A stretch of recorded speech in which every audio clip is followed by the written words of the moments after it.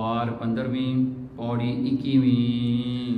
गुरमुख सुख फल साध संग, माया अंदर करन उदासी।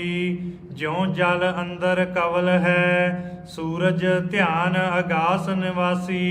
वाहिगुरु जी का खालसा, वाहिगुरु जी की फतेह। गुरमुख सुख फल साध संग, माया अंदर करन उदासी। 15ਵੀਂ ਵਾਰ ਦੀ ਅਖੀਰਲੀ ਪੌੜੀ ਹੈ 21ਵੀਂ ਪੌੜੀ। ਭਾਈ ਗੁਰਦਾਸ ਜੀ ਨੇ ਇੱਥੇ ਆਪਾਂ ਨੂੰ ਇਹ ਜਿਹੜਾ ਹਨ ਇੱਕ ਗੱਲ ਸਮਝਾਈ ਹੈ। ਕਹਿੰਦੇ ਦੇਖੋ, ਮਾਇਆ ਭਾਵੇਂ ਥੋੜੀ ਹੋਵੇ ਭਾਵੇਂ ਜ਼ਿਆਦਾ ਹੋਵੇ, ਹੁੰਦੀ ਉਹ ਮਾਇਆ ਹੀ ਹੈ। ਮਾਇਆ ਜਿਹੜੀ ਹੈ ਉਹ ਪਰਮੇਸ਼ਰ ਦੀ ਦਾਸੀ ਹੈ ਤੇ ਪਰਮੇਸ਼ਰ ਦੀ ਕੀਰਤ ਹੈ, ਕੀਰਤੀ ਹੈ, ਪਰਮਾਤਮਾ ਦੀ ਬਣਾਈ ਹੋਈ ਹੈ, ਪਰਮਾਤਮਾ ਦੀ ਕ੍ਰੀਏਸ਼ਨ ਹੈ। ਹੁਣ ਇਨਸਾਨ ਜਿਹੜਾ ਹੈ ਕਿਉਂ ਇਹ ਮਾਇਆ ਦੇ ਵਿੱਚ ਆਪਣੇ ਆਪ ਨੂੰ ਭੁਲਾ ਦਿੰਦਾ ਹੈ? ਕਿਉਂ ਪਰਮਾਤਮਾ ਨੂੰ ਭੁਲਾ ਦਿੰਦਾ ਹੈ? ਕਿਉਂਕਿ ਆਪਣੇ ਆਪ ਨੂੰ ਭੁਲਾਉਣ ਦਾ ਮਤਲਬ ਪਰਮਾਤਮਾ ਨੂੰ ਹੀ ਭੁਲਾਉਣਾ ਹੈ। ਪਰਮਾਤਮਾ ਨੂੰ ਭੁਲਾ ਕੇ ਇਹ ਮਾਇਆ ਦੇ ਵਿੱਚ ਫਸ ਜਾਂਦਾ ਹੈ। ਇਹਦੇ ਫਸੇ ਹੋਏ ਨੂੰ ਫਿਰ ਐਸਾ ਚੱਕਰ 84 ਦਾ ਪੈ ਜਾਂਦਾ ਹੈ। ਇਸ ਕਰਕੇ ਭਾਈ ਗੁਰਦਾਸ ਜੀ ਨੇ ਇੱਥੇ ਆਪਾਂ ਨੂੰ ਬਹੁਤ ਜਿਹੜਾ ਹਨ ਵਧੀਆ ਤਰੀਕੇ ਨਾਲ, ਬਹੁਤ ਚੰਗੇ ਤਰੀਕੇ ਨਾਲ ਆਪਾਂ ਨੂੰ ਇੱਥੇ ਸਮਝਾਇਆ ਹੈ। ਗੁਰਮੁਖ ਸੁਖ ਫਲ ਸਾਧ ਸੰਗ। ਦੇਖੋ, ਗੁਰਮੁਖ ਜਿਹੜੇ ਹੁੰਦੇ ਨੇ, ਜਿਨ੍ਹਾਂ ਨੇ ਗੁਰੂ ਦੀ ਮੱਤ ਨੂੰ ਆਪਣੇ ਹਿਰਦੇ ਵਿੱਚ ਵਸਾ ਕੇ ਦੱਸੀ ਹੋਏ ਉਪਦੇਸ਼ ਨੂੰ ਕਮਾਉਂਦੇ ਹਨ, ਗੁਰੂ ਦੇ ਦਰਸਾਏ ਹੋਏ ਰਸਤੇ ਤੇ ਚੱਲਦੇ ਹਨ, ਤੇ ਉਹਨਾਂ ਨੂੰ ਸੁੱਖ ਫਲ, ਉਸ ਪਰਮੇਸ਼ਰ ਦੇ ਨਾਮ ਰੂਪੀ ਸੁੱਖ ਫਲ ਨੂੰ ਉਹ ਪ੍ਰਾਪਤ ਕਰਦੇ ਹਨ। ਤੇ ਸਾਧ ਸੰਗਤ ਵਿੱਚ ਜੁੜ ਕਰਕੇ ਉਹਨਾਂ ਨੂੰ ਸਾਰੇ ਹੀ ਸੁੱਖ ਮਿਲਦੇ ਹਨ। ਉਹਨਾਂ ਨੂੰ ਸੁੱਖ ਸ਼ਾਂਤੀ ਜਿਹੜੀ ਹੈ, ਆਨੰਦ ਉਹਨਾਂ ਨੂੰ ਪ੍ਰਾਪਤ ਹੁੰਦਾ ਹੈ। ਮਾਇਆ ਅੰਦਰ ਕਰਨ ਉਦਾਸੀ। ਕਿਉਂਕਿ ਗੁਰਮੁਖਾਂ ਨੇ ਮਾਇਆ ਦੇ ਅੰਦਰ ਉਦਾਸ ਹੋਏ ਹਨ।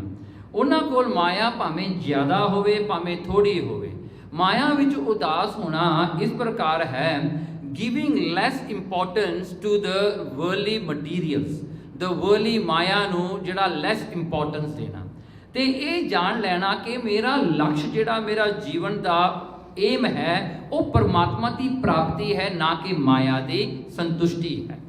ਮਾਇਆ ਦੇ ਵਿੱਚ ਦੇਖੋ ਇੱਕ ਗੱਲ ਹੁੰਦੀ ਹੈ, ਉਹਦੇ ਵਿੱਚ ਸੈਟਿਸਫੈਕਸ਼ਨ ਜਾਣਿਆ ਜਾਂਦਾ ਹੈ, ਉਹਦੇ ਵਿੱਚ ਲੈਸ ਸੈਟਿਸਫੈਕਸ਼ਨ ਵੀ ਹੁੰਦਾ ਹੈ, ਸੈਟਿਸਫੈਕਸ਼ਨ ਵੀ ਹੁੰਦਾ ਹੈ, ਐਵਰੇਜਲੀ ਹਾਈਅਰ ਸੈਟਿਸਫੈਕਸ਼ਨ ਵੀ ਹੁੰਦੇ ਨੇ।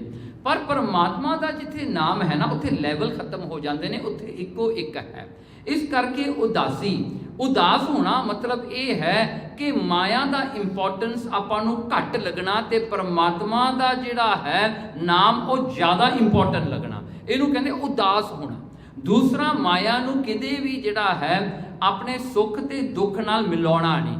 ਦੇਖੋ, ਆਪਾਂ ਹਮੇਸ਼ਾ ਸੁੱਖ ਤੇ ਦੁੱਖ ਨੂੰ ਮਾਇਆ ਕਰਕੇ ਉਹਨੂੰ ਤੋਲਦੇ ਹਾਂ। ਆਪਾਂ ਕਹਿੰਦੇ ਜੇ ਮਾਇਆ ਜ਼ਿਆਦੇ ਤਾਂ ਸੁੱਖ ਹੈ, ਮਾਇਆ ਘੱਟ ਤਾਂ ਦੁੱਖ ਹੈ। ਨਹੀਂ, ਕਹਿੰਦੇ ਇਹ ਜਿਹੜੀ ਅਵਸਥਾ ਤੋਂ ਉੱਤੇ ਉੱਠਣਾ ਉਹਨੂੰ ਉਦਾਸ ਕਹਿੰਦੇ ਹਾਂ। ਕਿ ਮਾਇਆ ਜਿਹੜੀ ਹੈ ਭਾਵੇਂ ਕਿੰਨੀ ਵੀ ਹੋਵੇ, ਕਹਿੰਦੇ ਉਹ ਮਾਇਆ ਕਿਤੇ ਵੀ ਕਿਸੇ ਨੂੰ ਗਾਰੰਟੀ ਨਹੀਂ ਕਰਦੀ ਕਿ ਜੇ ਮੈਂ ਤੇਰੇ ਕੋਲ ਜ਼ਿਆਦਾ ਹਾਂ ਨਾ ਮੈਂ ਤੈਨੂੰ ਸੁੱਖੇ ਸੁੱਖ ਦਊਂਗੀ। ਨਹੀਂ ਹੋ ਸਕਦਾ। ਜਿੰਨੀ ਕਈ ਵਾਰੀ ਜ਼ਿਆਦਾ ਮਾਇਆ ਹੁੰਦੀ, ਉਨੇ ਦੁੱਖ ਵੀ ਜ਼ਿਆਦਾ ਵੱਧ ਜਾਂਦੇ ਨੇ। ਜਿੰਨੀ ਮਾਇਆ ਦੇ ਵਿੱਚ ਰੁਚੀ ਵੱਧ ਜਾਵੇ, ਉਨੇ ਹੀ ਦੁਸ਼ਮਣ ਬਣ ਜਾਂਦੇ ਨੇ, ਉਨੇ ਹੀ ਜਿਹੜੇ ਹਨ ਸਾਰਾ ਜਿਹੜਾ ਰਿਸ਼ਤੇਦਾਰ ਵੀ ਜਿਹੜਾ ਹਨ ਬਣ ਜਾਂਦੇ ਨੇ ਦੁਸ਼ਮਣ। ਜਿਹੜਾ ਕਿੰਨਾ ਕੁਛ ਹੁੰਦਾ, ਆਪਾਂ ਦੁਨੀਆ ਤੇ ਕਿੰਨੀਆਂ ਕੇਸਾਂ ਸੁਣਦੇ ਹਾਂ। ਫਿਰ ਦੇਖੋ, ਇਹ ਮਾਇਆ ਦੇ ਝਗੜਿਆਂ ਨੂੰ ਸੁਲਝਾਉਣ ਵਾਸਤੇ ਆਪਾਂ ਕੋਰਟਾਂ ਤੱਕ ਜਾਂਦੇ ਹਾਂ। ਇੱਕ ਆਪਾਂ ਹੋਰ ਬੰਦੇ ਤੋਂ ਜਾ ਕੇ ਫੈਸਲਾ ਕਰਾਉਂਦੇ ਹਾਂ ਵੀ ਭਾਈ ਸਾਡਾ ਝਗੜਾ ਨਿਬੇੜੋ, ਇਹ ਮਾਇਆ ਦਾ ਕਰਕੇ ਝਗੜਾ ਹੈ। ਪਰ ਦੇਖੋ, ਜਿਹੜਾ ਹੈ ਫੈਸਲਾ ਕਰਨ ਵਾਲਾ ਤਾਂ ਗੁਰੂ ਸਾਹਿਬ ਹੀ ਨਾ। ਆਪਾਂ ਕਿਉਂ ਬੰਦਿਆਂ ਦੇ ਪਿੱਛੇ ਲੱਗੇ ਹਾਂ? ਕਿਉਂਕਿ ਆਪਾਂ ਵੀ ਮਾਇਆ ਵਿੱਚ ਫਸੇ ਹੋਏ ਹਾਂ ਨਾ। ਮਾਇਆ ਦੇ ਕਰਕੇ ਆਪਾਂ ਬੰਦਿਆਂ ਦਾ ਜਾ ਕੇ ਉਹਨਾਂ ਦਾ ਜਿਹੜਾ ਹੈ ਕੋਰਟ ਕਚਹਿਰੀਆਂ ਵਿੱਚ ਜਾ ਕੇ ਉੱਥੇ ਚੱਕਰ ਮਾਰਦੇ ਹਾਂ। ਹਾਂਜੀ, ਸੋ ਇਸ ਕਰਕੇ ਆਪਾਂ ਨੂੰ ਚੱਕਰ ਪੈਂਦੇ ਨੇ, ਇਹ ਮਾਇਆ ਕਰਕੇ ਨੇ। ਪਰ ਗੁਰਮੁਖ ਜਿਹੜੇ ਹੁੰਦੇ ਨੇ, ਭਾਵੇਂ ਉਹ ਗ੍ਰਸਤੀ ਜੀਵਨ ਵਿੱਚ ਰਹਿੰਦਿਆਂ ਹੋਇਆਂ ਸਾਰੇ ਕਾਰਜ ਕਰਦੇ ਨੇ, ਪਰ ਫਿਰ ਵੀ ਮਾਇਆ ਤੋਂ ਉਦਾਸ ਇਸ ਕਰਕੇ ਨੇ ਕਿਉਂਕਿ ਮਾਇਆ ਉਹਨਾਂ ਵਾਸਤੇ ਜਿਹੜਾ ਹਨ ਸੈਕੰਡਰੀ ਹੈ, ਪ੍ਰਾਇਮਰੀ ਉਹਨਾਂ ਵਾਸਤੇ ਪਰਮਾਤਮਾ ਹੈ। ਜਿਉਂ ਜਲ ਅੰਦਰ ਕਵਲ ਹੈ। ਹੁਣ ਇੱਥੇ ਇੱਕ ਐਗਜ਼ਾਮਪਲ ਭਾਈ ਗੁਰਦਾਸ ਜੀ ਕਹਿੰਦੇ ਹਨ, ਜਿਵੇਂ ਇੱਕ ਲੋਟਸ ਫਲਾਵਰ ਹੈ, ਭਾਵੇਂ ਇੱਕ ਕਵਲ ਫੁੱਲ ਜਿਹੜਾ ਹੁੰਦਾ ਹੈ ਉਹ ਹੁੰਦਾ ਤਾਂ ਪਾਣੀ ਦੇ ਉੱਤੇ ਹੀ ਹੈ, ਸੂਰਜ ਧਿਆਨ ਆਕਾਸ ਪਰ ਨਿਵਾਸੀ। ਉਸਦਾ ਧਿਆਨ ਉਹ ਹਮੇਸ਼ਾ ਪਾਣੀ ਵੱਲ ਨਹੀਂ ਦੇਖਦਾ। ਉਹਦਾ ਸਸਟੇਨੈਂਸ ਭਾਵੇਂ ਪਾਣੀ ਹੈ, ਪਾਣੀ ਕਰਕੇ ਉਹ ਪੈਦਾ ਹੋਇਆ, ਪਰ ਜਦੋਂ ਉਹਨੇ ਜਿਹੜਾ ਮੁੱਖ ਖੋਲਿਆ ਤਾਂ ਉਹਨੇ ਆਪਣਾ ਧਿਆਨ ਸੂਰਜ ਵੱਲ ਲਾਇਆ, ਤੇ ਸੂਰਜ ਵੱਲ ਧਿਆਨ ਲਾ ਕੇ ਸੂਰਜ ਦਾ ਜੇਕਰ ਸੂਰਜ ਆਕਾਸ਼ ਵਿੱਚ ਹੈ, ਇਸ ਕਰਕੇ ਕਵਲ ਫੁੱਲ ਭਾਵੇਂ ਫਿਜ਼ੀਕਲੀ ਧਰਤੀ ਤੇ ਹੈ, ਉਹਦਾ ਧਿਆਨ ਆਕਾਸ਼ ਵਿੱਚ ਹੈ। ਉਹ ਆਕਾਸ਼ ਵਿੱਚ ਹੈ ਜਿੱਥੇ ਸੂਰਜ ਹੈ। ਭਾਵੇਂ ਹੁਣ ਉਸ ਤਲਾਅ ਦਾ ਭਾਵੇਂ ਮੈਲਾ ਹੋ ਜਾਵੇ, ਗੰਦਾ ਹੋ ਜਾਵੇ, ਗੰਦਲਾ ਹੋ ਜਾਵੇ, ਭਾਵੇਂ ਉਹ ਪਾਣੀ ਘਟ ਜਾਵੇ, ਭਾਵੇਂ ਵੱਧ ਜਾਵੇ, ਉਹ ਕਵਲ ਫੁੱਲ ਨੂੰ ਕੋਈ ਫਰਕ ਨਹੀਂ ਪੈਂਦਾ, ਕਿਉਂਕਿ ਉਹਨੇ ਆਪਣਾ ਧਿਆਨ ਆਕਾਸ਼ ਦੇ ਵਿੱਚ ਸੂਰਜ ਵੱਲ ਹੀ ਲਾਉਣਾ ਹੈ। ਇਸੇ ਕਰਕੇ ਭਾਈ ਗੁਰਦਾਸ ਜੀ ਕਹਿੰਦੇ ਭਾਵੇਂ ਜੀਵਨ ਵਿੱਚ ਸੁੱਖ ਦੁੱਖ ਪੀੜਾ ਆਨੰਦ ਭਾਵੇਂ ਕਿੰਨੇ ਵੀ ਸੁੱਖ ਜਿਹੜਾ ਹੋਵੇ, ਕੋਈ ਵੀ ਜਿਹੜਾ ਹਨ ਆਪਣੇ ਕਰਮਾਂ ਕਰਕੇ ਆਪਾਂ ਨੂੰ ਭੋਗਣਾ ਜਿਹੜਾ ਪੈਂਦਾ ਹੈ, ਕਹਿੰਦੇ ਇਹ ਚੀਜ਼ ਨੂੰ ਤੈਨੂੰ ਇਫੈਕਟ ਨਹੀਂ ਦੇਣਾ ਚਾਹੀਦਾ। ਤੂੰ ਕਵਲ ਫੁੱਲ ਦੀ ਤਰ੍ਹਾਂ ਤੂੰ ਆਪਣਾ ਧਿਆਨ ਪਰਮਾਤਮਾ ਰੂਪੀ ਸੂਰਜ ਵਿੱਚ ਰੱਖ, ਤੂੰ ਆਪਣਾ ਕਨਸੈਂਟਰੇਸ਼ਨ ਉੱਥੇ ਰੱਖ। ਤੈਨੂੰ ਕੋਈ ਲੋੜ ਨਹੀਂ ਤੇਰਾ ਹਨ ਥੱਲੇ ਦੇਖਣ ਦੀ, ਕਿਉਂਕਿ ਜਿਹੜਾ ਪਾਣੀ ਘੱਟ ਵੱਧ ਹੋਵੇ ਉਹ ਤਾਂ ਤੇਰੀ ਪ੍ਰਾਲਬੱਧ ਹੈ। ਕਈਆਂ ਨੂੰ ਜਿਹੜਾ ਹਨ ਆਪਣੇ ਪਿਛਲੇ ਕਰਮਾਂ ਕਰਕੇ ਪੁੰਨ ਦਾਨ ਕਰਕੇ ਆਪਾਂ ਨੂੰ ਜਿਹੜਾ ਹੈ ਪ੍ਰਾਲਬੱਧ ਚੰਗੀ ਬਣ ਜਾਂਦੀ, ਮਾਇਆ ਸੋਹਣੀ ਹੋ ਜਾਂਦੀ ਹੈ, ਜ਼ਿਆਦੇ ਹੋ ਜਾਂਦੀ, ਕਈ ਵਾਰੀ ਨਹੀਂ ਹੁੰਦੀ, ਘਟ ਜਾਂਦੀ ਹੈ। ਪਰ ਇਹ ਗੱਲਾਂ ਦੇ ਵਿੱਚ ਜਿਹੜਾ ਹੈ ਆਪਣਾ ਧਿਆਨ ਨਹੀਂ ਦੇਣਾ ਚਾਹੀਦਾ। ਧਿਆਨ ਆਪਾਂ ਨੂੰ ਪਰਮਾਤਮਾ ਵਿੱਚ ਹੀ ਟਿਕਾਉਣਾ ਚਾਹੀਦਾ ਹੈ। ਚੰਦਨ ਸੱਪੀ ਵੇੜਿਆ। ਹੁਣ ਦੇਖੋ ਇੱਕ ਸੋਹਣਾ ਐਗਜ਼ਾਮਪਲ ਹੋਰ ਹੀ ਦਿੰਦੇ ਹਨ। ਕਹਿੰਦੇ ਦੇਖੋ ਇਹ ਚੰਦਨ ਜਿਹੜਾ ਦਰਖਤ ਹੈ ਨਾ, ਇਹ ਠੰਡਾ ਹੋਣ ਕਰਕੇ ਇਹਦੇ ਆਲੇ ਦੁਆਲੇ ਜਿਹੜੇ ਸੱਪ ਸਨੇਕਸ ਹੁੰਦੇ ਆ ਨਾ, ਉਹ ਆਪਣਾ ਲਵੇਸ ਬਾਣ ਕੇ ਬੈਠੇ ਰਹਿੰਦੇ ਨੇ। ਉਹ ਕਿਉਂ ਬਹਿੰਦੇ ਨੇ? ਕਿਉਂਕਿ ਉਹਨਾਂ ਨੂੰ ਠੰਡ ਮਿਲਦੀ ਹੈ। ਜਿੱਥੇ ਵੀ ਸੈਂਡਲਵੁੱਡ ਦਾ ਟਰੀ ਹੋਵੇ ਉੱਥੇ ਬਹੁਤ ਸਾਰੇ ਜਿਹੜੇ ਸੱਪ ਹੁੰਦੇ ਨੇ, ਕਿਉਂਕਿ ਉਹ ਠੰਡ ਲੈਣ ਵਾਸਤੇ ਉਹਨੂੰ ਘੇਰ ਕੇ ਬੈਠੇ ਰਹਿੰਦੇ ਹਨ। ਸੀਤਲ ਸਾਂਤ ਸੁਗੰਧ ਵਿਗਾਸੀ। ਦੇਖੋ ਉਹਨੂੰ ਸੈਂਡਲਵੁੱਡ ਜਿਹੜਾ ਹੈ ਉਹ ਸੱਪ ਜਿਹੜੇ ਪੋਇਜ਼ਨਸ ਹਨ, ਜਿਨ੍ਹਾਂ ਵਿੱਚ ਜ਼ਹਿਰ ਹੈ, ਉਹਨਾਂ ਦੇ ਵਿੱਚ ਵੀ ਸ਼ਾਂਤੀ ਦਿੰਦਾ ਹੈ। ਉਹਨਾਂ ਨੂੰ ਵੀ ਸ਼ੀਤਲਤਾ ਠੰਡ ਮਹਿਸੂਸ ਹੁੰਦੀ ਹੈ, ਉਹਨਾਂ ਨੂੰ ਵੀ ਪੀਸ ਆਫ ਮਾਈਂਡ ਮਿਲਦਾ ਹੈ, ਤੇ ਫਿਰ ਸੱਪਾਂ ਦੇ ਵਿੱਚ ਵੀ ਸੁਗੰਧੀ ਆ ਜਾਂਦੀ ਹੈ। ਆਪਣੀ ਖੁਸ਼ਬੂ ਜਿਹੜੀ ਸੈਂਡਲਵੁੱਡ ਉਹ ਸੱਪ ਨੂੰ ਵੀ ਦਿੰਦਾ ਹੈ। ਇਸੇ ਪ੍ਰਕਾਰ ਕਰਕੇ ਆਪਣੇ ਜੀਵਨ ਦੇ ਵਿੱਚ ਦੇਖੋ ਕਈ ਵਾਰੀ ਆਪਣੇ ਆਲੇ ਦੁਆਲੇ ਬੜੇ ਦੁਸ਼ਟ ਬੰਦੇ ਹੁੰਦੇ ਨੇ, ਭੈੜੇ ਬੰਦੇ ਹੁੰਦੇ ਨੇ, ਜਿਨ੍ਹਾਂ ਨੇ ਹਮੇਸ਼ਾ ਆਪਾਂ ਨੂੰ ਭੈੜੇ ਕੰਮਾਂ ਵਿੱਚ ਖਿੱਚਦੇ ਹਨ, ਪ੍ਰੇਰਦੇ ਹਨ। ਕੁਸੰਗਤ ਜਿਹਨਾਂ ਨੂੰ ਕਹਿੰਦੇ ਹਾਂ, ਭੈੜੀ ਸੰਗਤ। ਭਾਵੇਂ ਆਲੇ ਦੁਆਲੇ ਜਿਹੜਾ ਹਨ ਸੱਪ ਰੂਪੀ ਮਾਇਆ ਆਪਾਂ ਨੂੰ ਘੇਰੀ ਬੈਠੀ ਰਵੇ, ਦਿਨ ਰਾਤ ਮਾਇਆ ਦੇ ਚੱਕਰੇ ਪਏ ਰਹਿਣ, ਜਿਤੇ ਖਰਚਦੀ ਕਿਤੇ ਕਮਾਲੀ, ਇਹ ਚੱਕਰੇ ਪਏ ਰਹਿਣ, ਜਿਵੇਂ ਹੁਣ ਸੱਪ ਚੱਕਰ ਮਾਰ ਕੇ ਸੈਂਡਲਵੁੱਡ ਨੂੰ ਬੈਠਾ ਹੈ। ਕਹਿੰਦੇ ਇਸੇ ਤਰ੍ਹਾਂ ਹੀ ਜੇ ਮਾਇਆ ਵੀ ਆਪਾਂ ਨੂੰ ਚੱਕਰ ਮਾਰ ਕੇ ਬੈਠੀ ਰਵੇ, ਪਰ ਕਹਿੰਦੇ ਦੇਖੋ ਸੈਂਡਲਵੁੱਡ ਜਿਹੜਾ ਹੈ ਉਹ ਸੱਪ ਦੀ ਜ਼ਹਿਰ ਨੂੰ ਨਹੀਂ ਲੰਦਾ, ਉਹ ਸੱਪ ਨੂੰ ਆਪਣੀ ਸੁਗੰਧੀ ਦਿੰਦਾ ਹੈ, ਆਪਣੀ ਠੰਡਕ ਦਿੰਦਾ ਹੈ। ਇਸੇ ਪ੍ਰਕਾਰ ਇਨਸਾਨ ਨੂੰ ਕਰਨਾ ਚਾਹੀਦਾ ਹੈ, ਉਹ ਮਾਇਆ ਨੂੰ ਵੀ ਜਿਹੜਾ ਹੈ ਪਰਮੇਸ਼ਰ ਨਾਲ ਜੋੜੇ, ਪਰਮੇਸ਼ਰ ਦੇ ਵਿੱਚ ਹੀ ਉਸ ਨੂੰ ਲੀਨ ਕਰੇ, ਪਰ ਮਾਇਆ ਨੂੰ ਵੀ ਪਰਮੇਸ਼ਰ ਰੂਪ ਕਰਕੇ ਜਾਣੇ, ਜਿਹਦੇ ਕਰਕੇ ਪਰਮੇਸ਼ਰ ਜਿਹੜਾ ਹੈ ਉਹ ਪਰਮੇਸ਼ਰ ਮਾਇਆ ਕਰਕੇ ਆਪਾਂ ਨੂੰ ਨਜ਼ਰ ਆਵੇ ਵੀ ਉਹ ਹੀ ਪਰਮਾਤਮਾ ਹੈ, ਹੋਰ ਕੋਈ ਨਹੀਂ, ਇਹ ਤਾਂ ਆਪ ਹੀ ਪਰਮਾਤਮਾ ਹੀ ਹੈ। ਧਿਆਨ ਪਰਮਾਤਮਾ ਵਿੱਚ ਰੱਖਣ ਕਰਕੇ ਸੋ ਜਿਵੇਂ ਹੁਣ ਇਹ ਸੈਂਡਲਵੁੱਡ ਜਿਹੜਾ ਹੈ ਇਸਨੇ ਆਪਣੀ ਸੁਗੰਧੀ ਆਪਣੇ ਗੁਣ ਦਿੱਤੇ, ਕਹਿੰਦੇ ਇਸੇ ਤਰ੍ਹਾਂ ਹੀ ਜੇ ਕੋਈ ਕੁਸੰਗਤ ਤੁਹਾਡੇ ਆਲੇ ਦੁਆਲੇ ਹੈ, ਤੁਸੀਂ ਉਹਨਾਂ ਦੇ ਗੁਣ ਨਾ ਗ੍ਰਹਿਣ ਕਰੋ, ਤੁਸੀਂ ਆਪਣੇ ਗੁਣ ਉਹਨਾਂ ਨੂੰ ਦਿਓ, ਉਹਨਾਂ ਨੂੰ ਵੀ ਜਿਹੜਾ ਹੈ ਸਿੱਧੇ ਰਸਤੇ ਤੇ ਪਾਓ, ਨਾ ਕਿ ਆਪ ਵੀ ਵਿਗੜ ਜਾਓ। ਹਾਂਜੀ, ਸੋ ਇਹ ਜਿਹੜਾ ਹੈ ਗੁਰਸਿੱਖ ਦਾ ਕਾਰਜ ਹੈ, ਗੁਰਸਿੱਖ ਦਾ ਫਰਜ਼ ਹੈ। ਸਾਧ ਸੰਗਤ ਸੰਸਾਰ ਵਿੱਚ।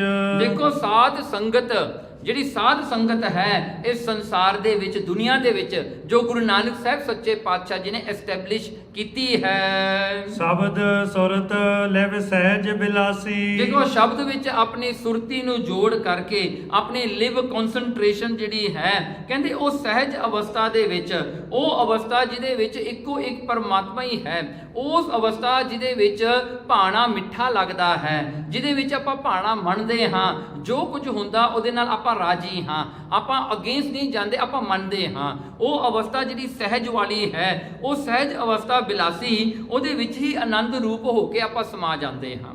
ਸੋ ਇੱਥੇ ਭਾਈ ਗੁਰਦਾਸ ਜੀ ਨੇ ਆਪਾਂ ਨੂੰ ਇਹ ਦੱਸਿਆ ਕਿ ਦੇਖੋ ਸਾਧ ਸੰਗਤ ਇੱਕ ਉਹ ਸਥਾਨ ਦੁਨੀਆ ਦੇ ਵਿੱਚ ਗੁਰੂ ਨਾਨਕ ਨੇ ਬਣਾਇਆ ਹੈ, ਐਸਟੈਬਲਿਸ਼ ਕੀਤਾ ਹੈ, ਤੇ ਸੰਗਤ ਵਿੱਚ ਆਪ ਸ੍ਰੀ ਗੁਰੂ ਗ੍ਰੰਥ ਸਾਹਿਬ ਰੂਪ ਹੋ ਕੇ ਮਹਾਰਾਜ ਆਪ ਵਿਰਾਜਮਾਨ ਹੁੰਦੇ ਹਨ। ਤੇ ਕਹਿੰਦੇ ਸ਼ਬਦ ਸੁਰਤ ਵਿੱਚ ਆਪਣੀ ਲਿਵ ਨੂੰ ਜੋੜੋ। ਉਹ ਤਾਂ ਬਾਹਰਲੀ ਗੱਲ ਹੋ ਗਈ ਨਾ, ਅੱਖਾਂ ਨਾਲ ਆਪਾਂ ਸ੍ਰੀ ਗੁਰੂ ਗ੍ਰੰਥ ਸਾਹਿਬ ਦੇ ਦਰਸ਼ਨ ਕਰਦੇ ਹਾਂ, ਮੱਥਾ ਟੇਕਦੇ ਹਾਂ, ਇਹ ਤਾਂ ਫਿਜ਼ੀਕਲ ਹੋ ਗਿਆ। ਪਰ ਅੰਦਰਲੀ ਤੁਹਾਡੀ ਅਵਸਥਾ ਕੀ ਬਣਨੀ ਚਾਹੀਦੀ ਹੈ? ਸ਼ਬਦ ਦੇ ਵਿੱਚ ਆਪਣੀ ਸੁਰਤੀ ਨੂੰ ਜੋੜੋ। ਉਸ ਸ਼ਬਦ ਨੂੰ ਸੁਣ ਕੇ ਸੁਰਤੀ ਜੋੜ ਕੇ ਆਪਣੀ ਲਿਵ ਜਿਹੜੀ ਹੈ ਉਸ ਪਰਮਾਤਮਾ ਦੇ ਚਰਨਾਂ ਨਾਲ ਜੋੜ ਕਰਕੇ ਤੁਹਾਨੂੰ ਸਹਿਜ ਵਿੱਚ ਤੁਹਾਡੀ ਅਵਸਥਾ ਬਣ ਜਾਏਗੀ। ਜੋਗ ਜੁਗਤ ਭੋਗ ਭੁਗਤ ਜਿਣ। ਦੇਖੋ ਜੋਗ ਦੀ ਜੁਗਤੀ, ਜੋਗ ਮੀਨਸ ਜੁੜਨ ਦੀ, ਪਰਮਾਤਮਾ ਵਿੱਚ ਇੱਕ ਹੋਣ ਦਾ ਜਿਹੜਾ ਮੈਥਡ ਹੈ, ਜਿਹੜੀ ਜੁਗਤੀ ਹੈ, ਉਹ ਵੀ ਪ੍ਰਾਪਤ ਹੋਵੇਗੀ ਕਿ ਪਰਮਾਤਮਾ ਨਾਲ ਇੱਕ ਕਿਵੇਂ ਹੋਣਾ ਹੈ।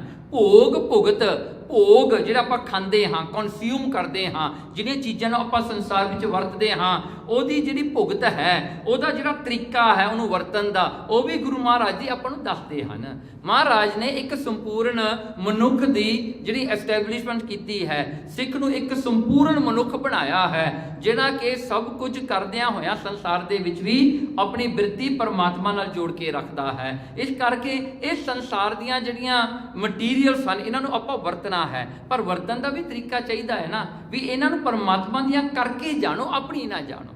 ਜੇ ਆਪਣੀ ਹੋਗੀ ਤਾਂ ਉਹਦੇ ਵਿੱਚ ਮੋਹ ਜੁੜੇਗਾ, ਉਹਦੇ ਨਾਲ ਹੋਣ ਕਰਕੇ ਉਹਦਾ ਹੰਕਾਰ ਹੋਵੇਗਾ। ਜੇ ਉਹੀ ਵਸਤੂ ਨੂੰ ਆਪਾਂ ਪਰਮਾਤਮਾ ਦੀ ਮੰਨਾਂਗੇ ਤਾਂ ਉਹਦੇ ਵਿੱਚ ਨਾ ਉਹਦੀ ਗਿਆਨ ਦਾ ਆਪਾਂ ਨੂੰ ਦੁੱਖ ਹੋਵੇਗਾ, ਨਾ ਉਹਦੀ ਆਉਣ ਦੀ ਆਪਾਂ ਨੂੰ ਬਹੁਤੀ ਖੁਸ਼ੀ ਹੋਵੇਗੀ। ਸੋ ਇਸ ਕਰਕੇ ਗੁਰੂ ਨਾਨਕ ਸਾਹਿਬ ਜੀ ਕਹਿੰਦੇ ਇਹ ਭੋਗ ਦੀ ਭੁਗਤ ਵੀ ਗੁਰੂ ਨਾਨਕ ਦੇ ਦਰ ਤੋਂ ਹੀ ਪ੍ਰਾਪਤ ਹੁੰਦੀ ਹੈ। ਜੀਵਨ ਮੁਕਤ ਅਛਲ ਵਿਨਾਸੀ। ਜੀਵਨ ਦੇ ਵਿੱਚ ਹੀ ਗੁਰਮੁਖ ਮੁਕਤ ਹੋ ਜਾਂਦੇ ਨੇ, ਉਹ ਜੀਵਨ ਮੁਕਤ ਹੋ ਕੇ ਆਪਣਾ ਜੀਵਨ ਬਤੀਤ ਕਰਦੇ ਨੇ।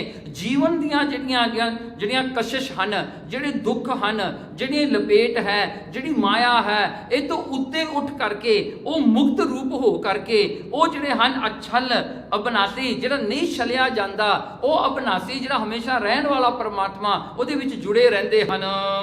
ਪਾਰ ਬ੍ਰਹਮ ਪੂਰਨ ਬ੍ਰਹਮ। ਦੇਖੋ ਪਾਰ ਬ੍ਰਹਮ ਪਰਮੇਸ਼ਰ ਜੋ ਹੈ, ਜੋ ਬ੍ਰਹਮਾ ਦੀ ਕੀਰਤੀ ਤੋਂ ਪਰੇ ਹੈ, ਉਹ ਪਾਰ ਬ੍ਰਹਮ ਜੋ ਪੂਰਨ ਕਰਕੇ ਗੁਰੂ ਨਾਨਕ ਰੂਪ ਹੋ ਕਰਕੇ ਸੰਸਾਰ ਵਿੱਚ ਵਰਤ ਰਹੇ ਹਨ। ਗੁਰ ਪਰਮੇਸ਼ਰ ਆਸ ਨਿਰਾਸੀ। ਦੇਖੋ ਉਹ ਗੁਰੂ ਆਪ ਪਰਮੇਸ਼ਰ, ਪਰਮੇਸ਼ਰ ਆਪ ਨਾਰਾਇਣ ਕਲਾ ਧਾਰ ਜਗ ਮੈਂ ਪਰਵਰਿਓ। ਸੋ ਇਉਂ ਜਿਹੜੇ ਹਨ ਕਹਿੰਦੇ ਉਹ ਆਪ ਹੀ ਪਰਮਾਤਮਾ ਗੁਰੂ ਨਾਨਕ ਰੂਪ ਹੋ ਕੇ ਜੋ ਸੰਸਾਰ ਵਿੱਚ ਵਰਤੇ। ਸੋ ਕਹਿੰਦੇ ਗੁਰੂ ਪਰਮੇਸ਼ਰ ਆਸ ਨਿਰਾਸੀ, ਕਹਿੰਦੇ ਆਸਾਂ ਤੋਂ ਨਿਰਾਸ਼ ਹੋ ਕੇ ਉਹਨਾਂ ਨੇ ਹੀ ਸਿਖਾਇਆ ਹੈ। ਕਹਿੰਦੇ ਆਸਾਂ ਤੋਂ ਨਿਰਾਸ਼ ਹੋ ਕੇ ਜਿਉਣਾ ਸਿਖਾਇਆ ਗੁਰੂ ਨਾਨਕ ਨੇ।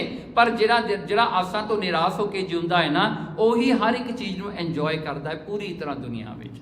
ਜਿਵੇਂ ਇੱਕ ਬੱਚਾ ਹੈ ਨਾ, ਉਹ ਹਰ ਇੱਕ ਟੌਏ ਨੂੰ ਇੰਜੋਏ ਕਰਦਾ, ਕਿਉਂਕਿ ਉਹਦੇ ਵਾਸਤੇ ਉਹੀ ਹੁੰਦਾ ਹੈ। ਉਹ ਹਰ ਇੱਕ ਟੌਏ ਨੂੰ ਲੈ ਕੇ ਭਾਵੇਂ ਕਿੰਨੀ ਵੀ ਸਸਤੀ ਕਿਉਂ ਨਾ ਹੋਵੇ, ਭਾਵੇਂ ਕਿੰਨੀ ਵੀ ਮਾੜੀ ਕਿਉਂ ਨਾ ਹੋਵੇ, ਉਹਨੂੰ ਇੰਜੋਏ ਕਰਦਾ ਹੈ। ਦੇਖੋ ਇਸੇ ਤਰ੍ਹਾਂ ਹੀ ਜੋ ਆਸਾਂ ਤੋਂ ਨਿਰਾਸ਼ ਹੋ ਕੇ ਆਪਾਂ ਜਿਉਂਦੇ ਹਾਂ ਨਾ, ਤਾਂ ਹੀ ਆਪਾਂ ਸਾਰੀਆਂ ਸ਼ੈ ਸੰਸਾਰ ਦੀਆਂ ਆਪਾਂ ਇੰਜੋਏ ਕਰਾਂਗੇ। ਕਿਉਂਕਿ ਆਸ ਆਪਣੀ ਜਿਹੜੀ ਹੈ ਇਹ ਕੀ ਚੀਜ਼ ਹੈ, ਆਪਾਂ ਨੂੰ ਇੱਕ ਮਿਲ ਗਈ ਆਪਾਂ ਦੂਜੀ ਭਾਲਦੇ ਹਾਂ, ਦੂਜੀ ਮਿਲ ਗਈ ਆਪਾਂ ਤੀਜੀ ਵੱਲ ਦੇਖਦੇ ਹਾਂ। ਆਪਾਂ ਕਿਤੇ ਵੀ ਜਿਹੜੀ ਪਹਿਲੀ ਮਿਲੀ ਉਹਦੇ ਨਾਲ ਆਪਾਂ ਰਾਜੀ ਨਹੀਂ ਰਹਿੰਦੇ, ਆਪਾਂ ਖੁਸ਼ ਨਹੀਂ ਹੁੰਦੇ, ਆਪਾਂ ਅੱਗੇ ਹੋਰ ਮੰਗਦੇ ਹਾਂ।